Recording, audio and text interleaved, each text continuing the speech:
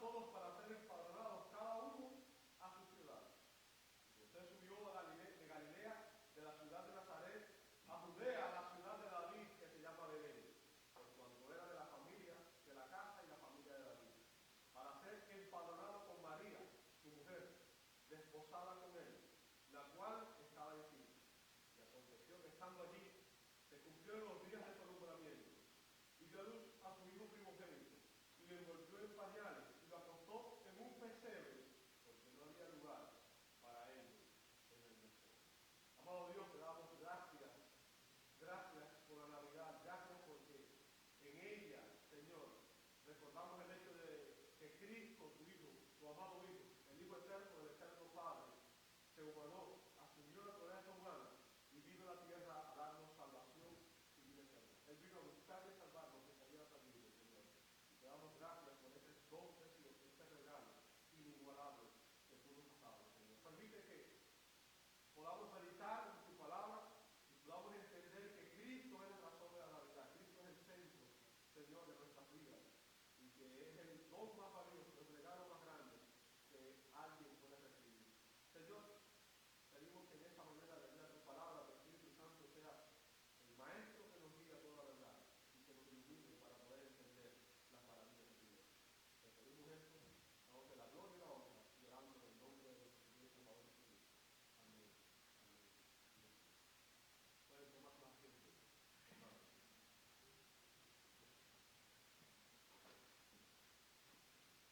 Lucas iba a escribir sobre el nacimiento del Hijo de Dios.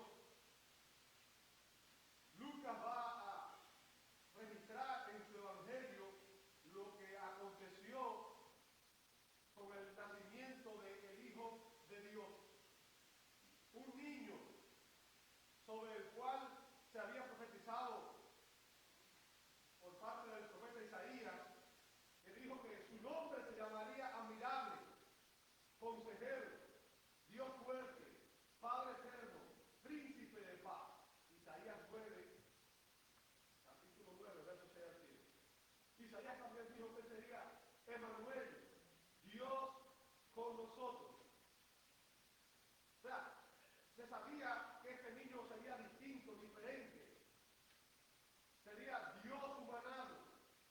Y Lucas sabía también que su audiencia primaria, aquellos a los cuales él les estaba escribiendo, tenían un trasfondo griego, tenían un trasfondo de la cultura griega.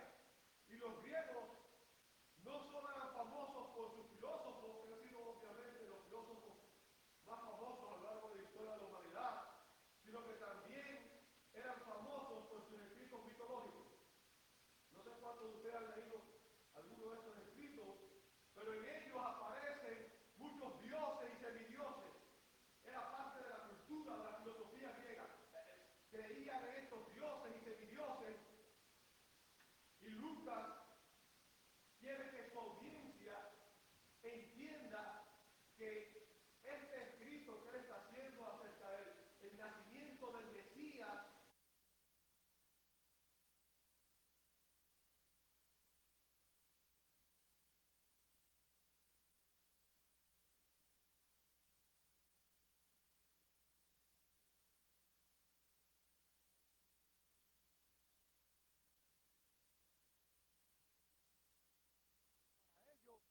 Lucas coloca la narración del evento más glorioso en la historia de la humanidad, coloca la narración del evento del nacimiento de Cristo dentro del marco histórico tanto del Imperio Romano como de la nación de Israel. Lo coloca dentro del espacio, del tiempo, de la cultura de aquel imperio. Y en estos versos que vamos a ver el día de hoy, el evangelista Lucas nos narra 3 eventos históricos relacionados con el nacimiento de Jesús. 3 eventos relacionados con el nacimiento de Jesús. ¿Bien? ¿Cuáles son esos eventos? Bueno, en estos versos vamos a aprender que el nacimiento de Jesús estuvo relacionado con, en primer lugar, un edicto en los versos 1 y 2. En segundo lugar, con un empadronamiento, versos 3 y 5. Y en tercer lugar, con una estancia, en los versos 6 y 7. Vamos a empezar con el edicto en los versos 1 y 2. Dice así la Escritura: aconteció en aquellos días. Fíjense, aconteció en aquellos días. Y ahí usted debe preguntarse, bueno, ¿qué días? ¿A qué días se refiere Lucas? Bien, cuando yo leo algo así, lo primero que me pregunto es, ¿a qué días se está refiriendo? Obviamente, Lucas emplea esta frase para colocar, como dije ahorita, el nacimiento de Jesús en su debido lugar dentro de la historia secular, dentro de la historia de la humanidad. La veracidad del nacimiento de Cristo y su relación con la historia ha impactado al mundo. Y usted dirá, ¿cómo lo sabes? Muy sencillo. La historia de la humanidad se divide en dos épocas: antes de Cristo y después de Cristo. Los incrédulos dicen antes de nuestra era, después de nuestra era.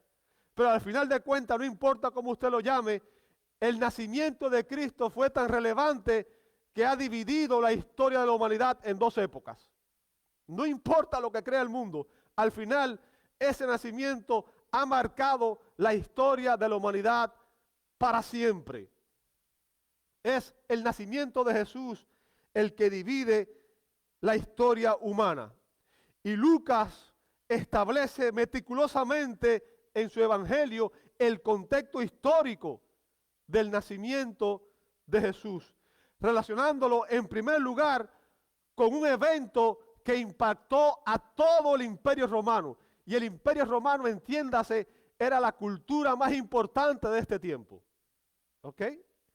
Un evento que impactó el Imperio Romano. Lucas hace esto para que nosotros entendamos que lo que él está escribiendo no es una fábula, no es algo, es algo real, algo que tuvo lugar en el tiempo y en el espacio. Ahora, ¿cuál fue el evento que Lucas mencionó aquí? El evangelista nos dice que se promulgó un edicto. ¿Lo ve ahí? Verso 1. Se promulgó un edicto. ¿Sabe? El término edicto viene del griego dogma, que significa decreto u ordenanza. Decreto u ordenanza. Y un edicto era una ordenanza imperial. Era un mandato del César, del gobernante. ¿Ok? Y estaba dirigida a todos los súbditos del imperio. Ahora, yo quiero que usted entienda, cuando un emperador daba una orden, esa orden era para que todo el mundo la cumpliera. Nadie podía negarse a ello, ¿verdad?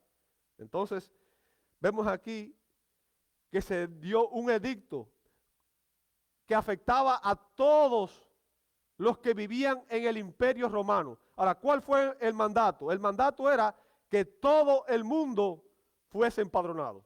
Todo el mundo, fíjense. Y eso implica a todas las personas, todos aquellos que vivían. Y yo quiero que usted entienda, el Imperio Romano, Roma conquistó la mayoría de las naciones alrededor. ¿Ok? Fue uno de los imperios más grandes en el mundo, en la historia de la humanidad. Así que bajo el Imperio Romano había varias naciones, varias culturas, varias lenguas. Bien, cuando pensamos en el Imperio Romano tenemos que pensar en algo que abarcó varios países. Bien, y ese mandato era para que todas las personas en todos esos países también lo obedecieran. Todas las naciones que conformaban el Imperio Romano estaban bajo la orden del emperador de que fuesen empadronados. Y la palabra empadronar significa inscribirse en un registro. Entiéndase, ser censado. ¿Ok? Y yo creo que todo el mundo sabe lo que se refiere a ser censado, ¿verdad? ¿Sabe? La confirmación de este censo fue llevada a cabo por los historiadores Tácito y Suetonio. Ellos demuestran que este censo realmente tuvo lugar. En Estados Unidos se hace un censo regular cada 10 años. Es una costumbre. Los países lo hacen para saber si la población ha crecido y a través de un censo también se determinan muchas cosas importantes referente a las taxas, a la manera de manejar la economía y todo lo demás. Bien. En el Imperio Romano se acostumbraba a realizar censos cada 14 años. Cada 14 años. Y los objetivos eran los mismos. Los objetivos de aquellos censos era determinar o evaluar los impuestos, la administración, para registrar a los hombres jóvenes, para forzarlos al servicio militar obligatorio, ¿ok? Llevarlos a la guerra. Y también para el reclutamiento de mano de obra, a veces forzada para proyectos de obras públicas. Y también, obviamente, con relación a los diezmos y las ofrendas, porque a través de ellos se mantenían las instituciones religiosas. Los judíos, y aquí quiero hacer esta aclaración porque recuerden, en este tiempo, Israel, el pueblo de Israel, estaba bajo el cautiverio del Imperio Romano. Recuerda eso, ¿verdad? Israel era una nación, una de las naciones que había sido cautivada por el Imperio Romano. Estaban bajo su autoridad. Por tanto, ellos también estaban bajo este edicto. Entiéndase eso. Ahora, los judíos estaban exentos del servicio militar. A los judíos no se les exigía que los jóvenes fueran a servir en el servicio militar. Y por tanto, en Palestina como tal, este censo tenía como propósito principal el recaudar los taxes, los tributos. ¿Ok? Ese era el objetivo principal que habría en Palestina. Ahora, yo quiero que usted entienda, este edicto tuvo un impacto crítico en los acontecimientos relacionados con el nacimiento de Jesús. Este edicto fue importantísimo en la historia de la humanidad. Ahora, yo creo que esto lo hemos dicho de este púlpito muchas veces, y quizás muchas veces nosotros mismos lo repetimos, pero a veces ni siquiera entendemos el significado de ese término. La Biblia nos enseña que nuestro Dios es soberano, ¿cierto? Dios es soberano. ¿Cree usted eso? ¿Ok? Y que Dios es soberano implica que Dios está en control de todo lo que existe y no hay una partícula en el universo que se mueva fuera del control de Dios. No cae una hoja de un árbol sin que Dios no lo sepa. No hay un cabello tuyo en tu cabeza que Dios no sepa que está ahí. Dios es soberano y Dios controla la historia. Bien. Aquellos días a los cuales Lucas se refiere aquí en su evangelio se relacionan con el cumplimiento del tiempo que se menciona en Gálatas 4:4, el cumplimiento del tiempo en el cual Dios enviaría a su Hijo que naciera de una mujer y nacido bajo la ley. En la cronología divina, y escuche bien, la cronología divina, no la cronología humana. La cronología divina es la que dicta el desarrollo de la historia. Y Dios había determinado que en aquellos días había llegado el marco histórico apropiado para que Emanuel, para que el niño del cual había profetizado toda la escritura en el Antiguo Testamento, desde Génesis 3:15, el protoevangelio, que se dijo que habría un descendiente de la mujer que destruiría, pisotearía la cabeza de Satanás. En Génesis 12, donde se prometió que de la semilla, de la simiente de Abraham vendría un Salvador, alguien en quien serían benditas todas las familias de la tierra. Aquel que en Samuel se prometió que sería un descendiente, una simiente de David que reinaría eternamente.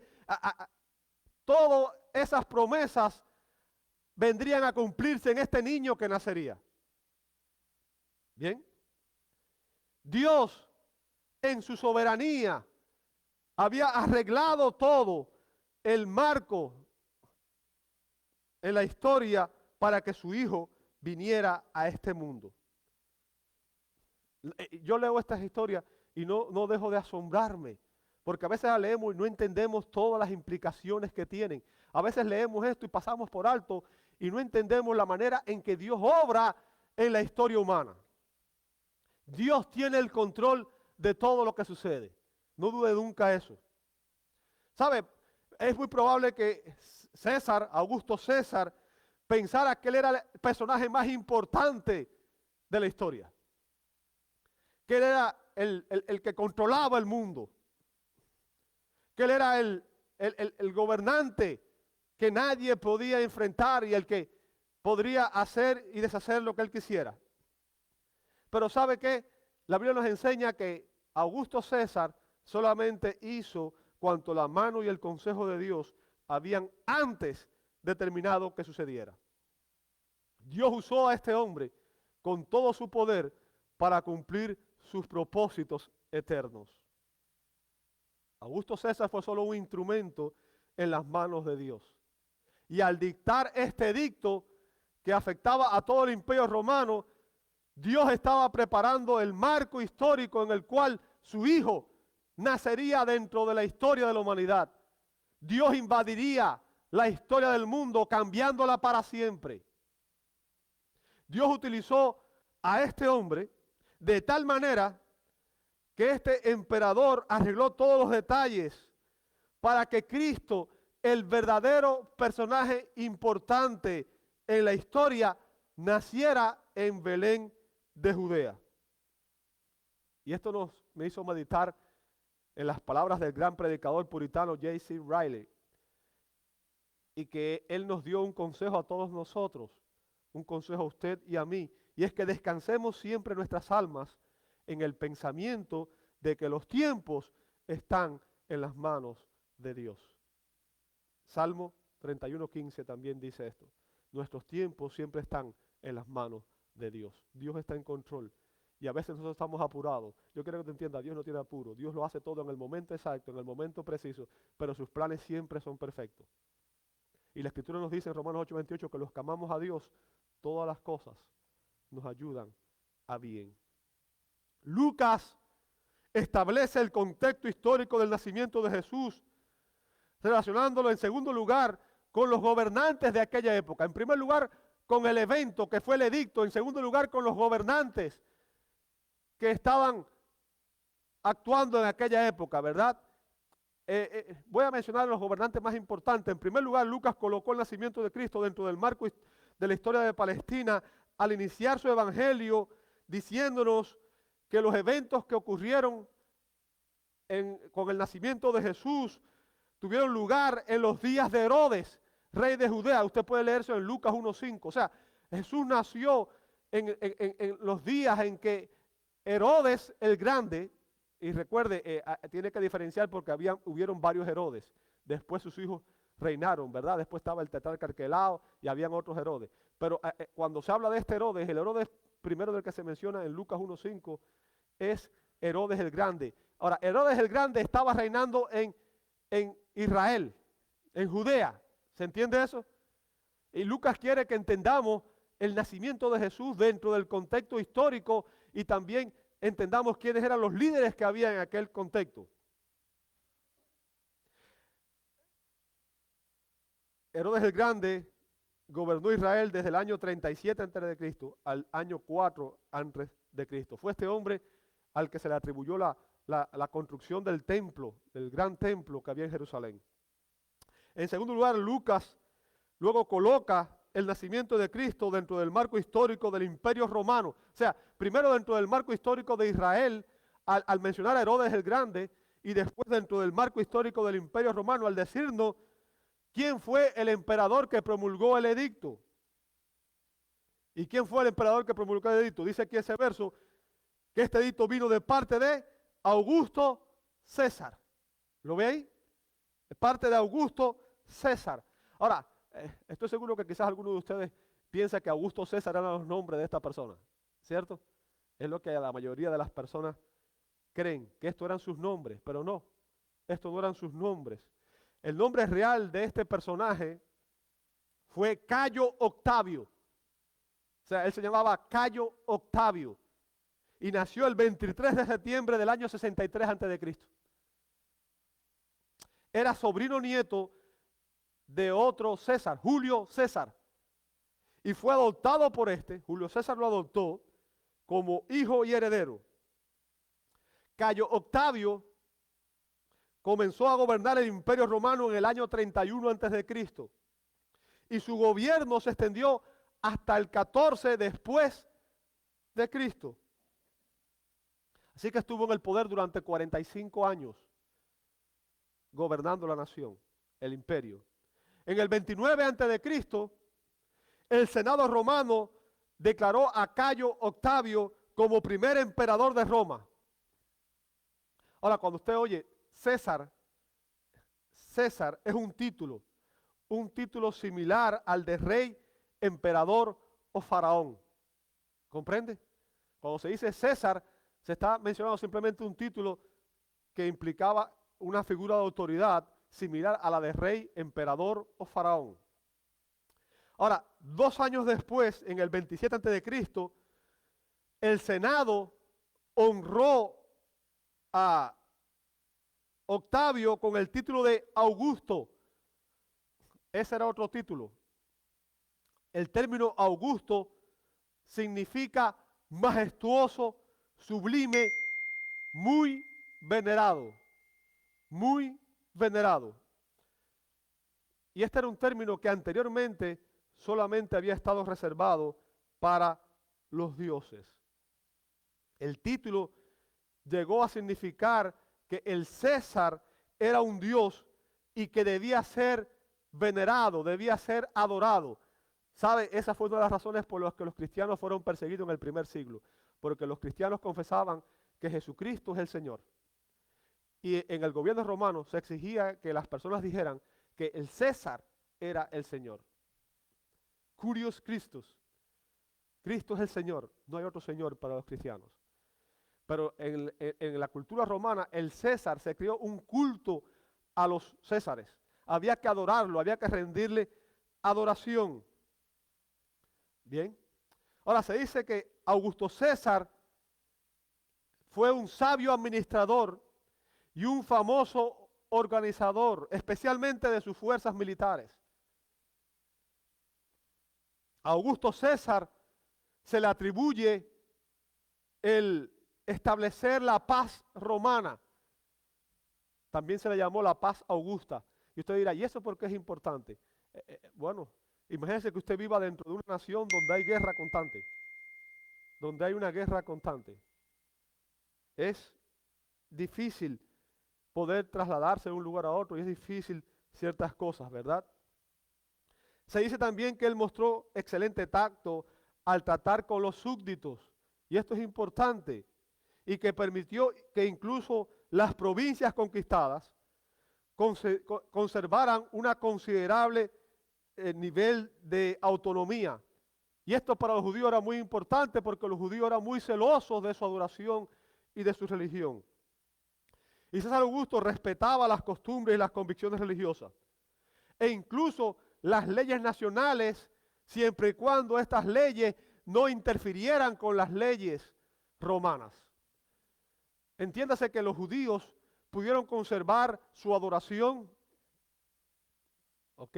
No se les impuso que ellos adoraran al César y hubieron ciertas libertades que los judíos tenían para mantener su gobierno. De hecho, Herodes estaba gobernando allí bajo, obviamente, la anuencia del Imperio Romano.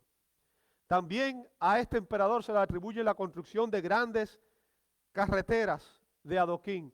Muchas de ellas existen todavía en Europa, ¿verdad? De ahí la frase famosa que usted quizás conoce y es que todos los caminos llevan a Roma. ¿Ha oído esto?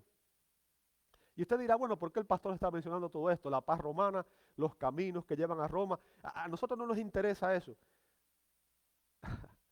Créanme, hermano, esto fue importante. ¿Sabe por qué?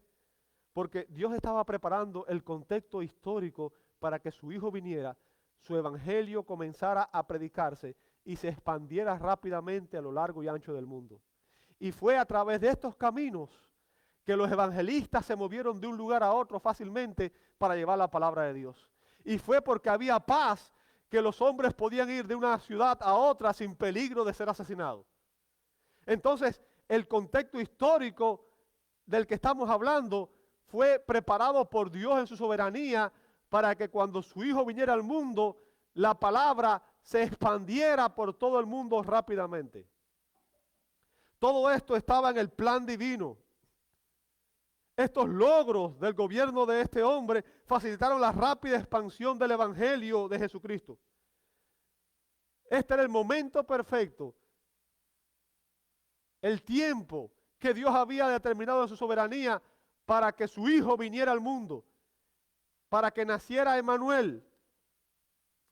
El verso 2 nos dice que este primer censo se hizo siendo Cirenio gobernador de Siria.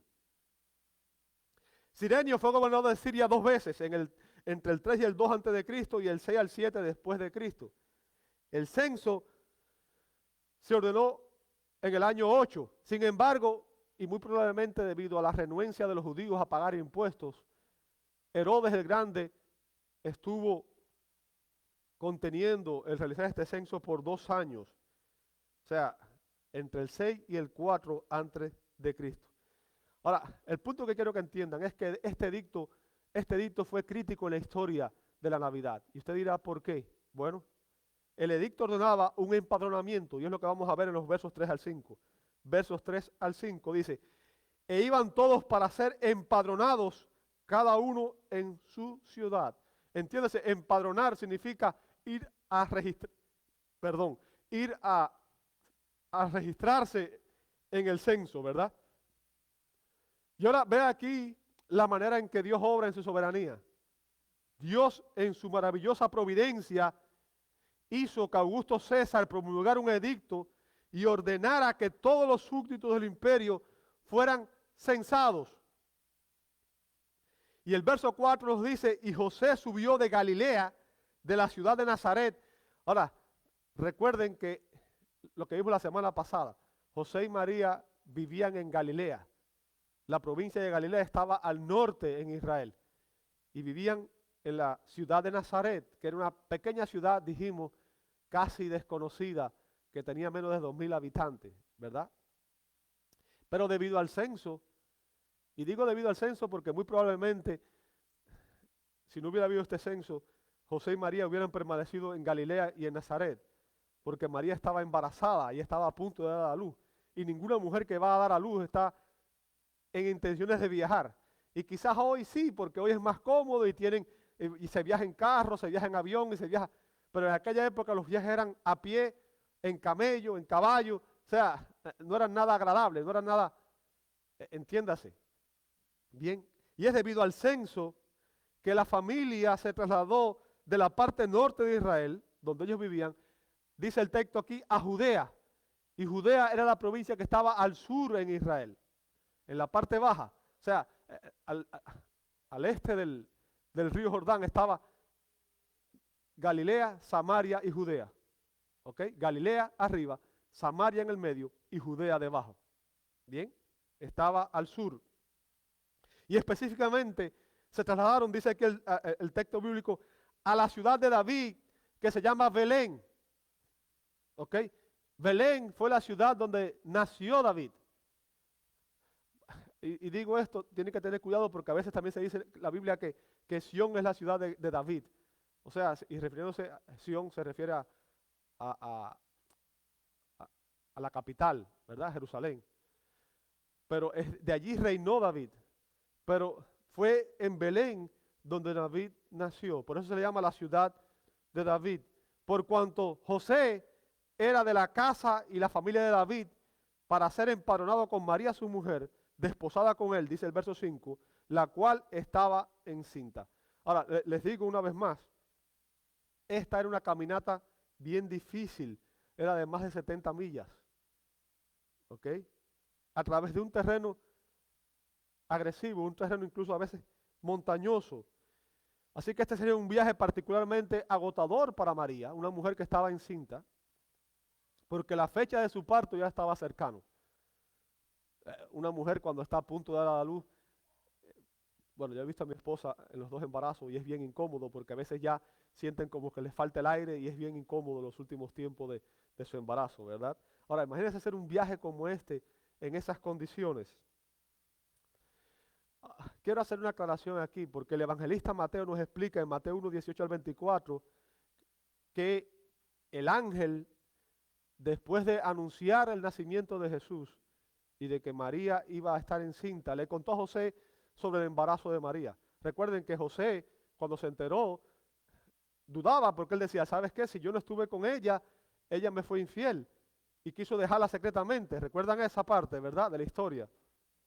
El ángel vino y le dijo a José que no tuviera temor en tomar a María, su mujer, por esposa, porque en lo que ella había sido engendrado era del Espíritu Santo. ¿Recuerda eso? Ahora, después de eso, José realizó la ceremonia de boda y se casó con María. Recuerden, ellos estaban en una relación que todavía no era el matrimonio consumado. ¿Recuerda eso, verdad? Pero aún cuando José ya celebró la ceremonia, no consumaron el matrimonio hasta después del nacimiento de Jesús, como vemos en Mateo 1:25. Por lo tanto, técnicamente ellos aún estaban comprometidos, estaban como desposados. Y es por eso que Lucas usa aquí ese término. ¿Ok? Ahora, la costumbre judía era que los judíos se registraran primero por tribus, después por familia y después por hogares. Y esto era muy importante para los judíos porque ellos estaban esperando al Mesías y los judíos llevaban el registro familiar. Ellos sabían que de uno de ellos, de una de esas familias, vendría el Mesías. Y los judíos eran celosos en guardar toda su línea genealógica. Bien. Ahora, que Jesús nacería en Belén había sido ordenado por Dios. ¿Me escuchó? Dios, 700 años antes del nacimiento de Cristo, había dicho, había revelado a través de un profeta, el profeta Miqueas, que el Mesías nacería en Belén. Miqueas 5:2 dice, pero tú, Belén Efrata. Belén se refiere a la aldea, ¿verdad? Y estos dos nombres, Belén y Efrata, eran dos nombres de la aldea. Fue las dos maneras en que se les llamó. Pequeña para estar entre las familias de Judá. O sea, era una aldea pequeña dentro de Judá, que era, obviamente, como dije, la provincia. De ti saldrá el que será el Señor en Israel, el que gobernará a Israel, pero no solo Israel, gobernará las naciones, el Rey de Reyes y Señor de Señores. Y su salida, fíjense, como dice aquí, sus salidas son desde el principio, desde los días de la eternidad. O sea, el rey que gobernaría sería eterno. Y hay un solo rey que cumple ese requisito. ¿Quién es? Jesús, el Hijo eterno del eterno Padre. Fíjense, aunque cuando César Augusto puso en marcha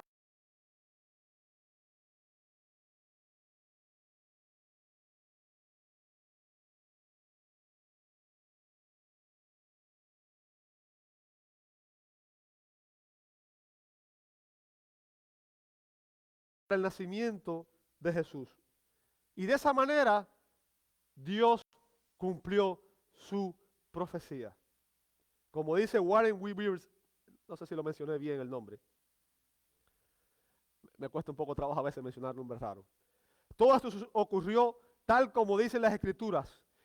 Y César, sin saberlo, jugó un papel importante. A.T. Pierson solía decir, la historia es la historia de Dios. Y James A. Garfield llamó a la historia el rollo desenrollado de la profecía. Y el punto, amado hermano, es que si la palabra de Dios controla nuestras vidas, entonces los eventos de la historia solo nos ayudarán a cumplir la voluntad de Dios. ¿Escuchó eso? Y esto es importante. Si la palabra de Dios controla nuestras vidas, entonces los eventos de la historia solo nos ayudarán a cumplir la voluntad de Dios. ¿Por qué razón? Porque yo, dice el Señor, apresuro mi palabra para ponerla por obra. Y eso es una promesa de Dios en Jeremías 1:12. Yo apresuro mi palabra para ponerla por obra. ¿Sabe? A mí me asombra cómo a veces los cristianos dudamos de la soberanía de Dios.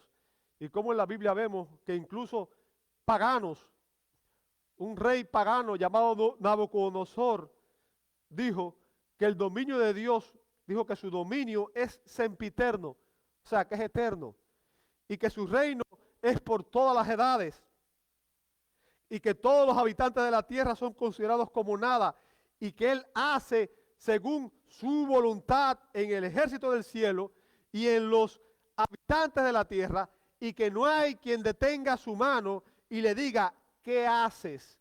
Eso está en Daniel capítulo 4, versos 34 y 35. En otras palabras, lo que está reconociendo un rey que era mundano, entiéndase esto, está reconociendo que Dios es soberano. Y a veces los cristianos dudamos en la soberanía de Dios. ¿Por qué me pasó esto? Amados, si tú confías en Dios, recuerda que todo lo que te sucede te ayuda a bien. Aún las pruebas, Dios las permita. Dios está en control de la historia. Dios está en control de tu historia. Él es soberano en todo lo que pasa.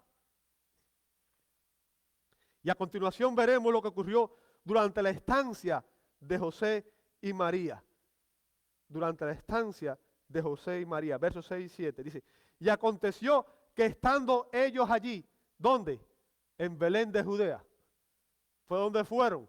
¿Por qué? Porque fueron a empadronarse. ¿Por qué? Porque había un edicto que dictaba que tenían que ir obligados. ¿Me sigue hasta ahí? Estando ellos allí, dice que se cumplieron los días de su alumbramiento. Ahora, yo quiero que usted entienda, aunque la concepción de Jesús fue un acto soberano de la gloria de la mano de Dios, Dios obró de manera sobrenatural engendrando al Hijo Eterno en el seno de María para que el santo ser que naciera fuera santo y sin pecado, el Hijo de Dios. Su embarazo siguió el proceso natural que sigue todo embarazo, ¿verdad? Y todas las mujeres conocen el proceso ese porque las mujeres que han estado embarazadas saben que hay un proceso natural de 9 meses. Así que el proceso del embarazo de Jesús fue el mismo proceso que sigue todo proceso de embarazo de toda mujer. Sin embargo, estos versos narran el más grande y más glorioso evento en la historia humana. El nacimiento del Redentor, del Mesías, del Señor, del Rey de Reyes, de Emmanuel. El Hijo de Dios, el Hijo Eterno, como dice Juan 1, en el principio era el Verbo era con Dios y el Verbo era Dios. Y dice en el verso 14, y aquel Verbo se hizo carne y habitó entre nosotros y vimos su gloria, dice el evangelista. El Hijo Eterno estaba asumiendo una naturaleza humana y nació como un niño normal, como un niño indefenso. Nació como nace todo niño. Ahora recuerde, este niño tenía dos naturalezas en una persona. Espíritu divino, alma y cuerpo humano. Era el perfecto Dios, perfecto hombre. Bien. Y ese Hijo Eterno, la segunda persona de la Trinidad, abandonó su posición de gloria para humillarse y venir a la tierra y nacer. Póngase a pensar en eso. Dios naciendo como un niño, ¿qué es más indefenso que un recién nacido? ¿Qué puede ser más indefenso que un recién nacido? Pero imagínense que estamos hablando del Dios eterno, aquel que creó los cielos y la tierra, aquel que sostiene el universo con la palabra de su poder, aquel quien te dio la vida, estaba naciendo como un simple bebé aquel día. ¿Qué historia más sublime, más gloriosa? Dice el verso 7, y dio a luz a su hijo primogénito. ¿Sabe? Y este es un término importante. Bien. El término griego es una palabra compuesta de protos, que significa primero, y tikos, que significa engendrar. O sea, se refiere al primer nacido, primogénito, el primero que nace. ¿Entendió eso? Y digo esto porque la Iglesia Católica enseña una doctrina errada y es la perpetua virginidad de María. Ellos dicen que María permaneció virgen aún después de dar a luz a su hijo. Pero la Biblia nos enseña que María tuvo más hijos. De hecho, Mateo dice que después que Jesús y María se casaron, pero que él la conservó virgen, o literalmente lo que él dice el término es no la conoció, o sea, no tuvo relaciones sexuales con ella, hasta que dio a luz un hijo y le puso por nombre Jesús. Eso está en Mateo 1:25. Bien, o sea, después del nacimiento de Jesús, José y María, como todo matrimonio, tuvieron relaciones y tuvieron hijos e hijas. En Mateo capítulo 13, versos 55 al 56, según la costumbre, se mencionan los nombres de los medios hermanos de Jesús. Se mencionan a Jacobo, José, Simón y Judas, que eran los medios hermanos de Jesús. O sea, eran medios hermanos porque eran hijos de su mamá. Bien. Y también sabemos que tuvo 3 hermanas. La Biblia no menciona sus nombres, pero la tradición hebrea sí. Ahora, nada más hago esta mención porque es importante. En el término hebreo, el griego que usó aquí, por ejemplo, no se refiere al hijo único, se refiere al primogénito. ¿Ve la diferencia? Y eso es importante. Y ahora vamos a ver 3 cosas que son, digamos, la culminación, el clímax de esta historia. Y está relacionada con pañales, con pesebre y con posada. Pañales, pesebre y posada. Vamos a ver en primer lugar, dice, y lo envolvieron en pañales. Ahora, yo quiero que usted entienda, todo esto tiene una connotación mesiánica. Dice, y lo envolvieron en pañales. O sea, María envolvió a aquel niño en pañales. Ahora, imagínense, el Hijo de Dios en pañales. ¿Se imagina esto? Ahora, aquí obviamente se acostumbra a usar pamper, ¿verdad? Pero, por ejemplo, todavía en mi nación, mucha gente que no tiene recursos, lo que usa son pañales. Se usan unas telas que son como tela de mosquitero, tela de seda, y se hacen grandes y se envuelven, se enrollan, y el muchacho se envuelve en eso para que esté obviamente protegido, esté caliente, pero aparte de eso, cuando haga sus necesidades, no drene mucho y no se moje en la cama, ¿cierto? Hay muchas naciones en las que todavía a los niños se envuelven en pañales, y también esos pañales no solamente se ponían en la parte de su anatomía aquí al frente, sino en todo alrededor. A los niños, no sé cuántos han visto, las enfermeras lo que hacen, que envuelven a los niños como si fueran un capullo, los envuelven todo alrededor así para que casi ni se muevan, ¿verdad? Y esto también los protegía de una fractura o cosas así. Ahora, es a eso a lo que se refiere aquí. La costumbre de envolver en pañales a los niños es algo que se practica ampliamente todavía en muchos países. Pero note que está diciendo que este niño que nació, Jesús, como todo niño de aquel contexto, fue envuelto en pañales. Y está obviamente enfatizando su humanidad. Dice, y lo acostó en un pesebre. Y esto ya es algo obviamente que llama la atención. El término pesebre significa un comedero para animales. ¿Me entendió? Es un lugar donde los animales van a comer. Y el pesebre contrasta el nacimiento del Redentor del mundo con la gloria de Augusto César como el gobernante humano del mundo de aquellos días. El pesebre también prefigura la humildad y el sufrimiento del Hijo de Dios. Jesús dijo que él no tenía ni siquiera un lugar donde recostar su cabeza. Lucas 9:58. O sea, piensen esto.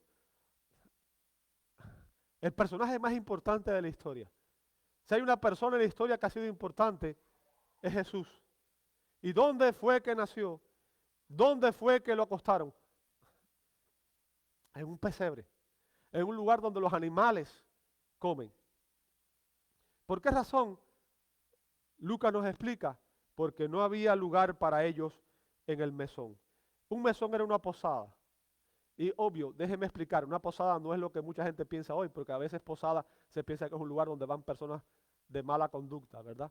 No, no es eso. Un mesón, una posada era un lugar de alojamiento en la época de Cristo. Y se podía encontrar en aquel tiempo, habían posadas públicas en los lugares donde los viajeros que iban de camino podían quedarse. Pero, debido al censo, los lugares de alojamiento debieron estar repletos entre los soldados y las personas que estaban visitando aquel lugar. Y cuando José no encontró otro lugar para hospedarse, tuvo que recurrir a un establo.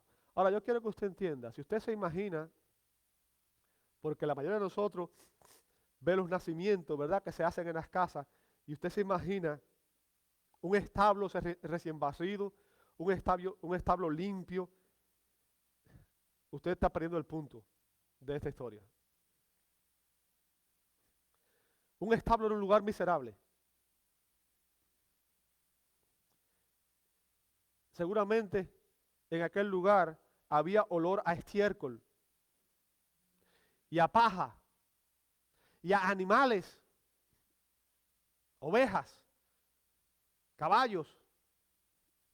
No huelen rico, ¿verdad? Había olor a sangre. Cuando una mujer da luz, todo eso estaba allí. Imagine los gritos de María de desespero al dar a luz en aquellas condiciones.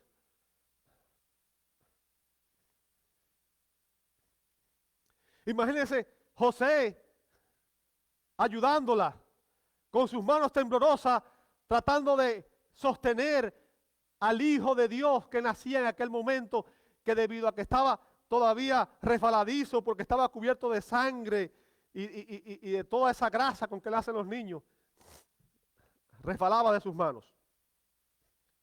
Las manos de un carpintero, las manos toscas de un carpintero estaban sosteniendo al Hijo de Dios.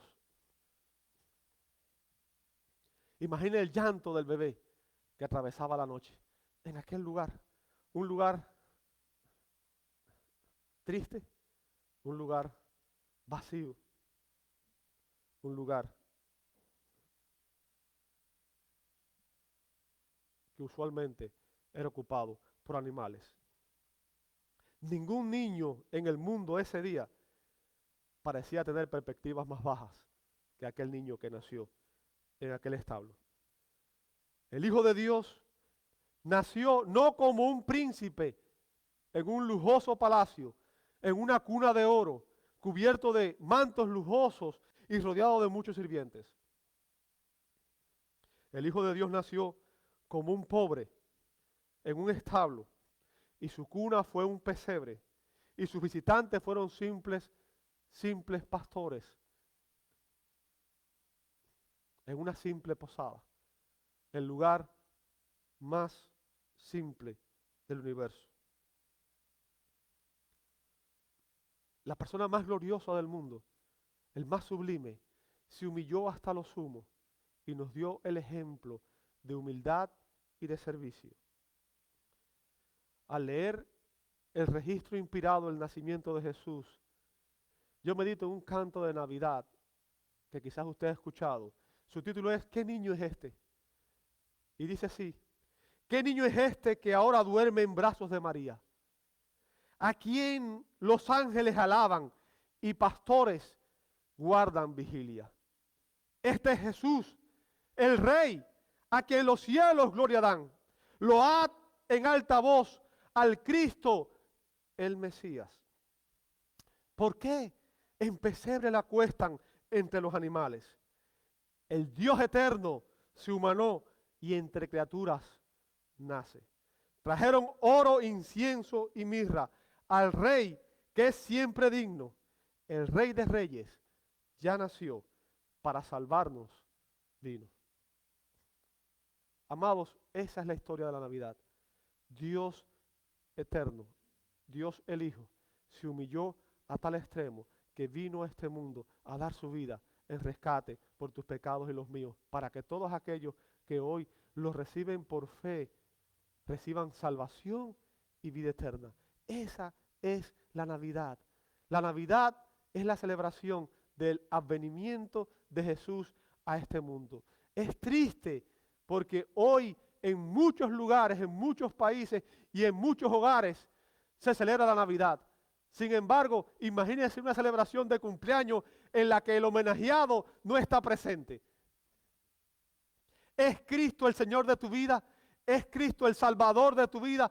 Si Cristo no es el Rey y el Señor de tu vida, tú no has entendido la Navidad, porque la Navidad es el advenimiento del Hijo de Dios, el nacimiento del Hijo de Dios que vino a buscar y a salvar lo que se había perdido. Y todos aquellos que hoy por fe reciben a Cristo como Señor y Salvador, reciben la bendición de ser reconciliados con Dios y de tener una relación eterna con Dios y de ser hechos hijos de Dios.